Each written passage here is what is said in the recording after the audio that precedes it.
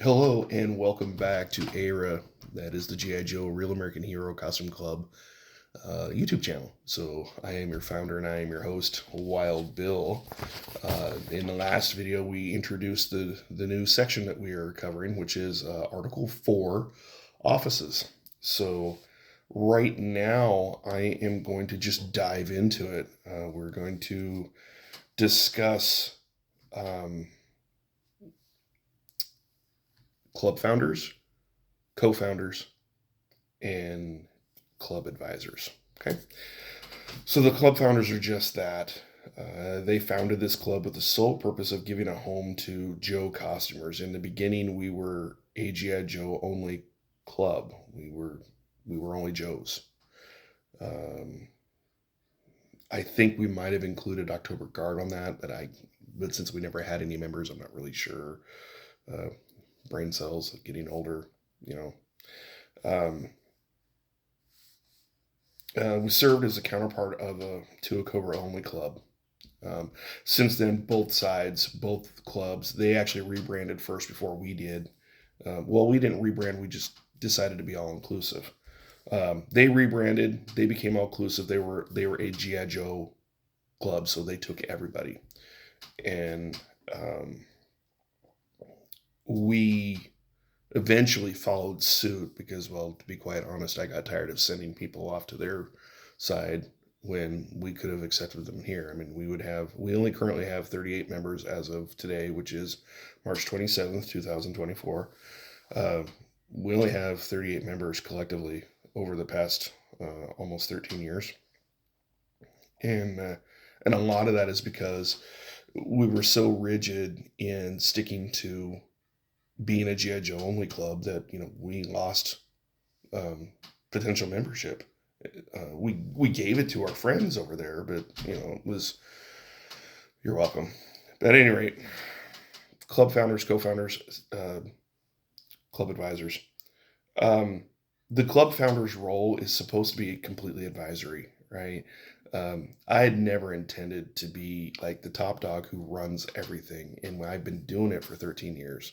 So when I ask you the membership about elections, like I would really love for people to step up to fill out the rest of those roles, have elections that we do every year, so that we have a form of I don't want to call it democracy, but because the United States, we're a democratic republic, we're a constitutional republic. But that's exactly how I kind of formed my club, is to be like a constitutional republic, one that is representative of its people. And that's what I that's my heart's desire, is to have the membership steer the ship. Okay. Um, so we were meant to be advisors only. Um, we were to be on hand to assist top brass in the pursuit of daily operations, policy planning, and the execution of the club. We were to fill in as needed should any office become vacant until such time as the office can obtain a suitable replacement. Um, Basically, in a nutshell, that if you had um, any top brass member that was brought up on charges of conduct unbecoming, which is the official charge for any kind of misconduct in this club, uh, that person was actually removed from their position immediately until the issue was resolved. Um, and in that interim, uh, the club founders, um, later on the club advisors, and I'll get to that in a minute, were to fill those roles, and until we could get a suitable replacement. Uh, Club founder replacements shall only happen when a club founder uh, choose to no longer. Okay, I'm sorry. Let me rewind. So I'm getting into what club advisors are, right? And I'm explaining it by backtracking. Club founder replacements shall only happen should a club founder or co-club founder choose to no longer affiliate with the club. Um, Should that occur, the club will either be dissolved or top brass may elect to carry on and select club advisors. Okay. And what I mean by that is, I added club advisors into the charter for the sole reason of, when we started, we had myself and we had two other uh, co club founders. Both have since dropped out. One due to health issues, and the other due to like just um, real life is so hectic, career so hectic that he just doesn't have time for this. So essentially, I'm the only one who's really running the show. Now, the other thing about the founders, especially for me, especially one of my sole jobs was to oversee the appeals process in a disciplinary action. And well, how do you do that? Well, appellate courts have three judges, and that was kind of the idea that I had in mind, was that us three should, someone who was brought up on charges of conduct unbecoming, were tried, were convicted, were sentenced, as it were, they had the option to appeal. And see, in an ideal world, we would not have been a part of that, um, the court martial process. We would have stayed out of it, and we would have reserved ourselves to be the appellates, so that we could either amend um, the judgment, or whatever. So with both Jason and Len being gone, it's just me. So, and what that section was really covering is like, what happens to me?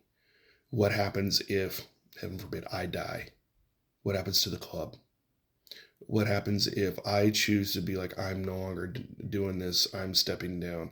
Well, one of two options: either the club disbands, or you guys carry on, and we find club advisors for you to carry on. And mind you, these club advisors, I would hope that these club advisors are someone that adheres strictly to the charter, that they understand my passion, my dream for what I wanted for this club, and they carry on with that. So that's the caveat that I would put out there. Um, so club advisors will only be appointed should the club's founder and co-founders be as such that they can no longer assume their duties, either by choice or life circumstances. Kind of already talked about that.